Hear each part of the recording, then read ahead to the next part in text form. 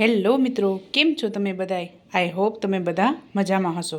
તો આજની આપણી રેસીપી છે લગ્નમાં બનતું બટેકાનું શાક. તેના ઇન્ગ્રીડિયન્ટ્સ જોઈ લઈએ. તો અહીંયા મેં 2 નંગ બટેકા લીધેલા છે, તેને છાલ ઉતારી અને ધોઈ લીધા છે. 1 નંગ ટમેટું લીધેલું છે મીડિયમ સાઇઝનું. વઘાર માટે આખું જીરું, હિંગ, 1 ટીસ્પૂન જેટલી હળદર, આદું, મરચાં અને લસણને વાટી લીધું છે.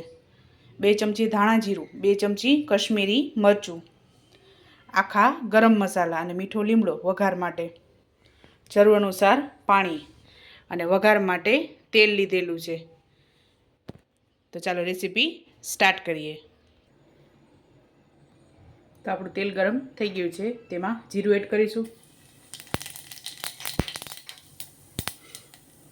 ત્યારબાદ આખા ગરમ મસાલા,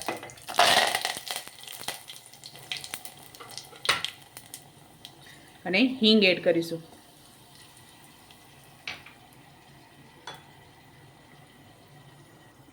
ત્યારબાદ બટેકા એડ કરી દઈશું.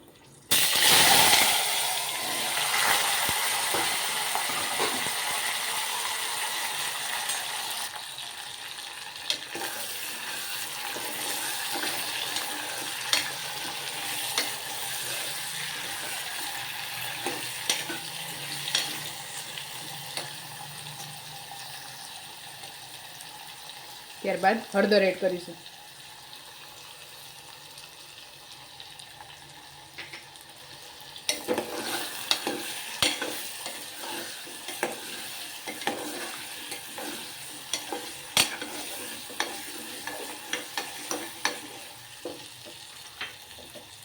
આદુ, મરચાં અને લસણ ખાંડેલું છે તે એડ કરી દઈશું.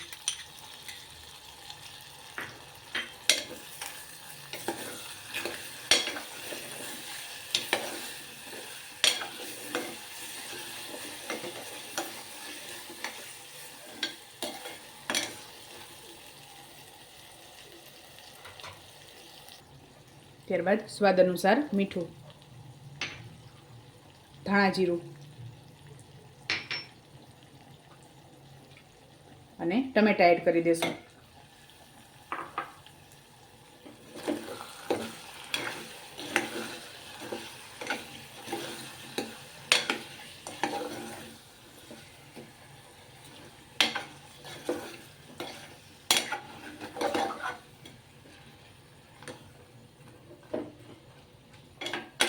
ત્યારબાદ પાણી ઉમેરીશું, 2 ટેબલસ્પૂન જેટલું.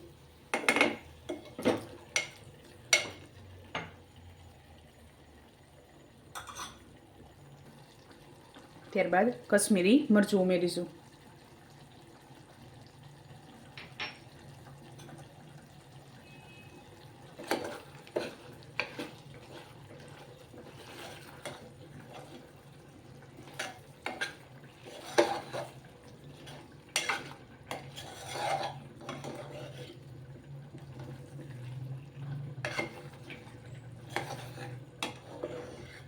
આમાં તમારે ગળાશ માટે ખાંડ કે ગોળ ઉમેરવો હોય તો તમે ઉમેરી શકો છો.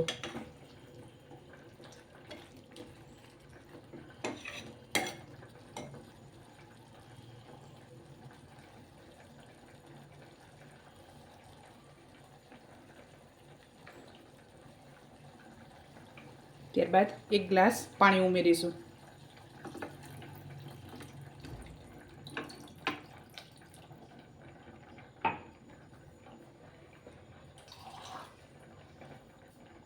આ શાક થોડુંક આપણે રસાવાળું કરીશું. બટેકાની ઉપર પાણી રહે તેટલું એડ કરવાનું છે.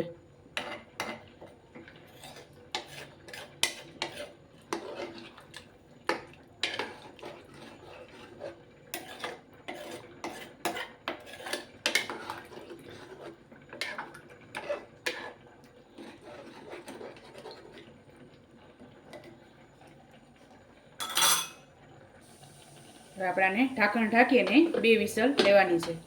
આ રીતે તમે બટેકા બાફીને પણ આનો વઘાર કરી શકો છો.